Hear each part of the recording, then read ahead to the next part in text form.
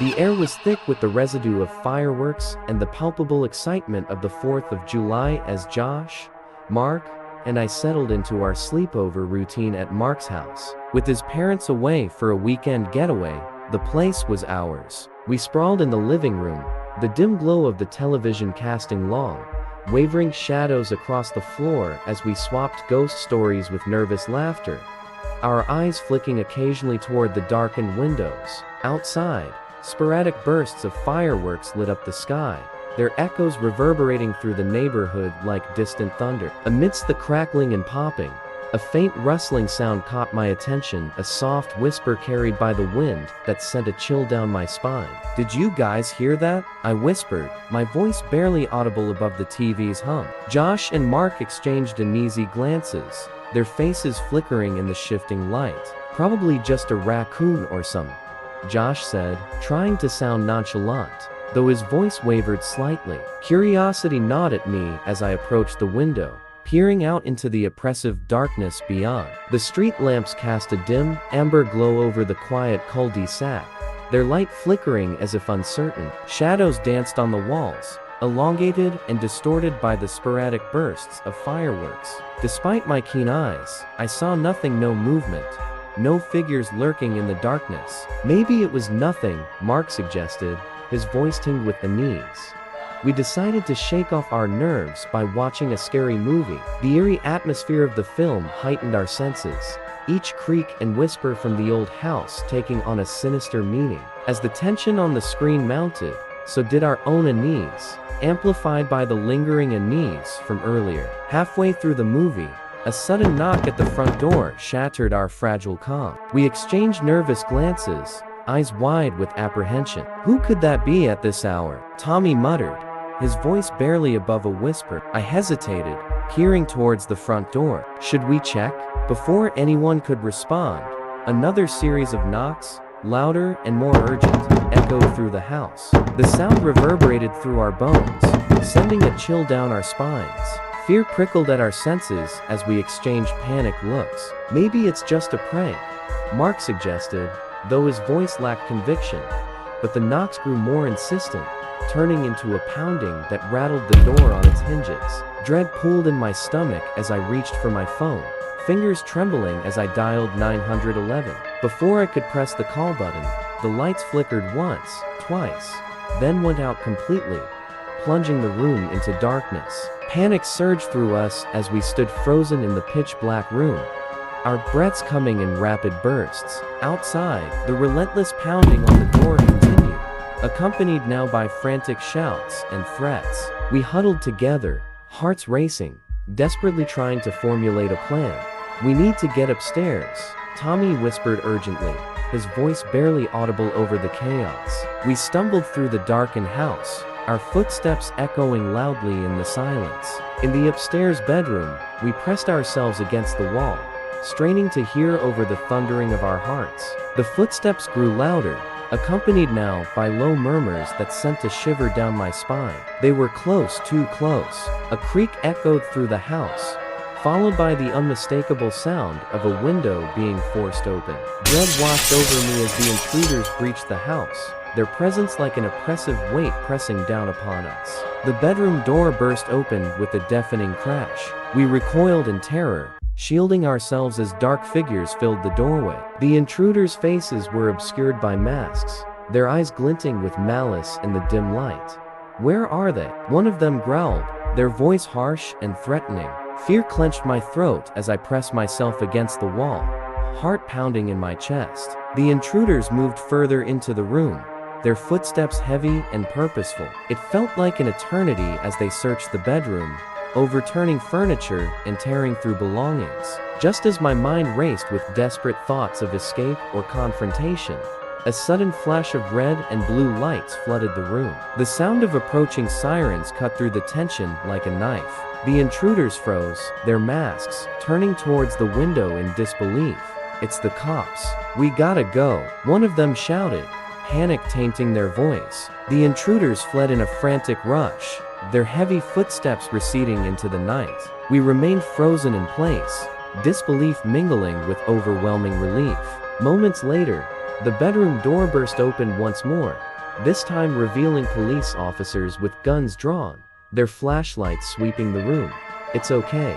You're safe now," one of the officers said, his voice a soothing balm amidst the chaos. We collapsed in a mix of exhaustion and gratitude, the adrenaline slowly ebbing away. We recounted our harrowing night to the officers, who quickly apprehended the intruders hiding nearby. The ordeal left us shaken, our sense of security shattered by the unexpected intrusion. In the aftermath, Mark's parents returned home to a scene of frazzled nerves and shaken resolve. They comforted their son and his friends, grateful that our ordeal had ended without harm. But the memory of that night lingered, a chilling reminder that danger could lurk just beyond the familiar glow of home, and that sometimes, help arrives just in the nick of time.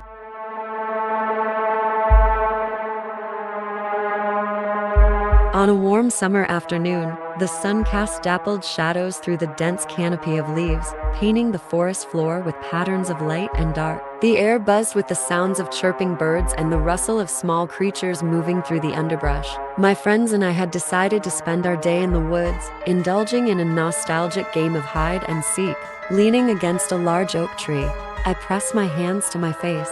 "Okay, everyone, I'm counting to 100, I called out, my voice echoing through the trees. "Ready or not, here I come." I began to count aloud, my voice steady and rhythmic. Sophie, the most adventurous of us all, had wavy brown hair that bounced as she sprinted deeper into the woods, her blue eyes wide with excitement. She wore a red shirt that stood out against the lush greenery, a beacon of her fearless nature. Emma and Mia, the inseparable twins, had golden blonde hair that cascaded down their backs in loose curls.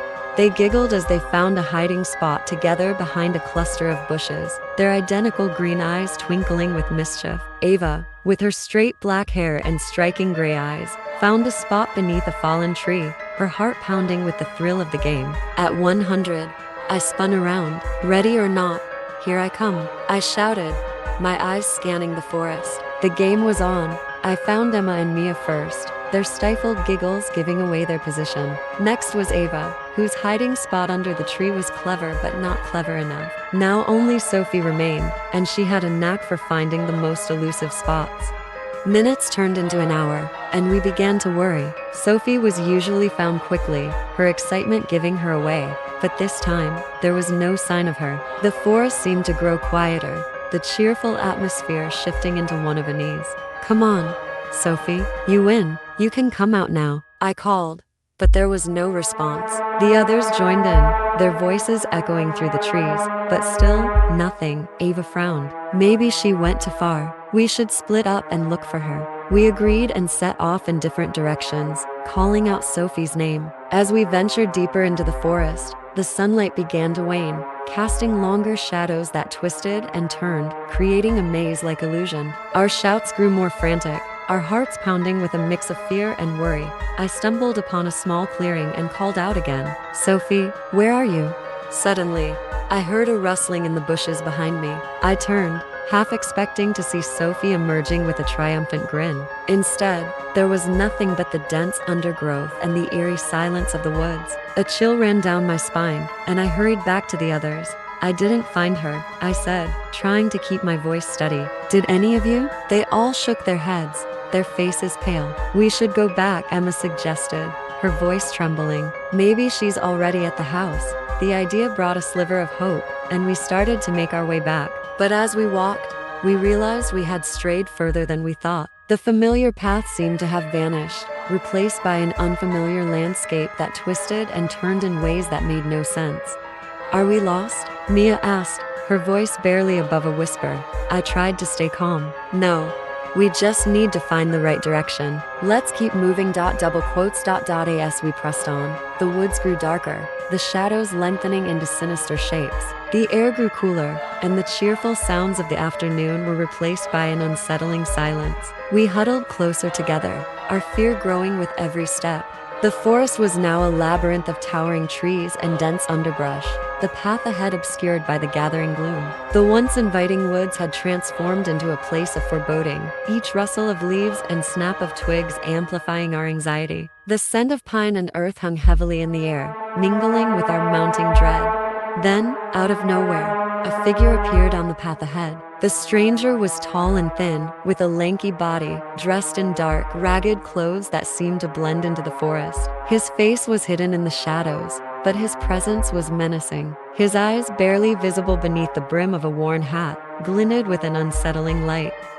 "Hello, girls," he said, his voice a low, raspy whisper that sent shivers down our spines. "Are you lost?" I stepped forward, my heart pounding. "We're looking for our friend. Have you seen her?" The stranger tilted his head as if considering. "A friend, you say? What does she look like?" "She's about this tall," I said, indicating with my hand, with brown hair and blue eyes. "She was wearing a red shirt." The stranger nodded slowly. "I might have seen someone like that. But the woods can be dangerous, especially at night. Why don't you come with me? I'll help you find your way." We exchanged nervous glances. There was something off about the man, something that made our skin crawl. But we were lost and scared, and he seemed to be our only option. "Okay," I said hesitantly. "Lead the way." The stranger turned and began to walk, and we followed, our footsteps echoing in the silence. As we walked, the trees seemed to close in around us, the path growing narrower and darker. The man's pace was steady, almost mechanical, and we struggled to keep up. After what felt like an eternity, we reached another clearing. The stranger stopped and turned to face us, his eyes gleaming in the dim light. "Here we are," he said, a strange smile playing on his lips. "Now, where is your friend?" I looked around, but there was no sign of Sophie. "You said you saw her," I accused, my voice shaking. The stranger's smile widened. "Did I? Perhaps I was mistaken. But now you're here, and it's too late to turn back." Fear gripped us as the stranger stepped closer, his eyes gleaming with a sinister intent. We realized too late that we had walked into a trap. I summoned all my courage and shouted, "Run!" We turned and fled, our screams echoing through the forest. We ran blindly, our only thought to escape the man who had led us astray. Branches tore at our clothes and scratched our skin, but we didn't stop. Finally, we burst through the trees and stumbled onto a familiar path. Gasping for breath, we looked back, but there was no sign of the stranger. We had escaped, but Sophie was still missing, and the woods had taken on a new, terrifying aspect. We would never forget the day our game of hide and seek turned into a nightmare, and the mysterious stranger who lurked in the shadows of the summer woods.